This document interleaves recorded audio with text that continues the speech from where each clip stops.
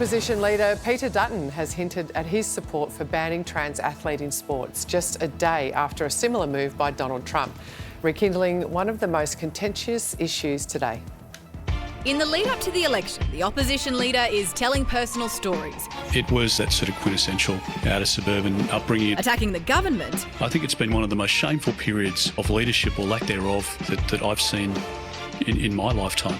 And leaning into hot-button culture wars. And I think it's one of those debates that we have to be honest in, and it's not about discriminating against anyone, including young girls. On Sky News, Peter Dutton offered his thoughts on trans athletes in women's sports. For young girls not to be able to achieve their Olympic dream, their pathway to a World Cup, or to be displaced from a team because, somebody has a physiological advantage over them. That's not in the spirit of sport.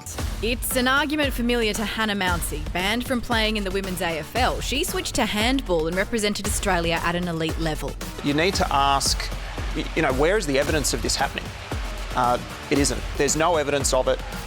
There's no evidence that there is a physiological advantage. There's no studies, there's no peer-reviewed research, there's none of that going into it. So this is all assumptions. Dutton's comments came just hours after Donald Trump signed an order banning transgender women and girls from competing in female sports. With this executive order, the war on women's sports is over. The mood is very different now, and very noticeably so. If I were to go and try and play VFL football again like I did 7 or 8 years ago, or AFL football, I wouldn't do it. It's not safe. Because people know where you are, they'll come and attack you, and they'll come to kill you. President Trump's recent order wasn't his first in this area. On his first day in office, he issued a similar executive order. As of today, it will henceforth be the official policy of the United States government that there are only two genders, male and female.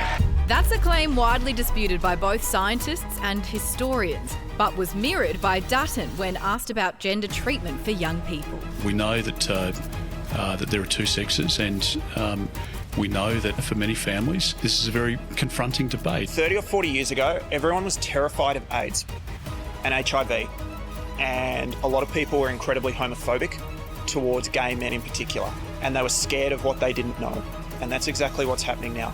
Where we are with trans people is where we were with the gay community 40 years ago. It's a bit of a vexed issue, isn't it? And it's so difficult, it's so nuanced, and we've only got a couple of minutes to talk about it now. But I just want to give you a little bit of context. So it's hard to get stats on how many trans athletes there are, really, particularly in high-performance sport. But of 500,000 college athletes in America, there are fewer than 10 who publicly identify as trans. So it's not a tsunami we're talking about, but this is an issue that should be debated and discussed. And I think you've got to include not only, you've got to make sure that trans people have a safe place to play sport, and there's probably a difference in thinking between what happens at community level and what happens at high performance level. But you also need to make sure that young women and that parents feel safe as well. So there's quite a nuanced conversation that's got to happen. Yes. And I don't know that talking about bans is part of that nuance. Yeah. Well, we're also we are figuring it out. The sports, the codes themselves, they are trying to build frameworks and guidelines. And if you take it at face value and what they say, they're trying to do that with the research as it comes in and with science as it comes in as well. Another stat that I find is very, very telling. An Australian study has found that young LGBTQIA+ Aussies are 50% less likely to be part of a sporting club than non-LGBTQIA+ youth.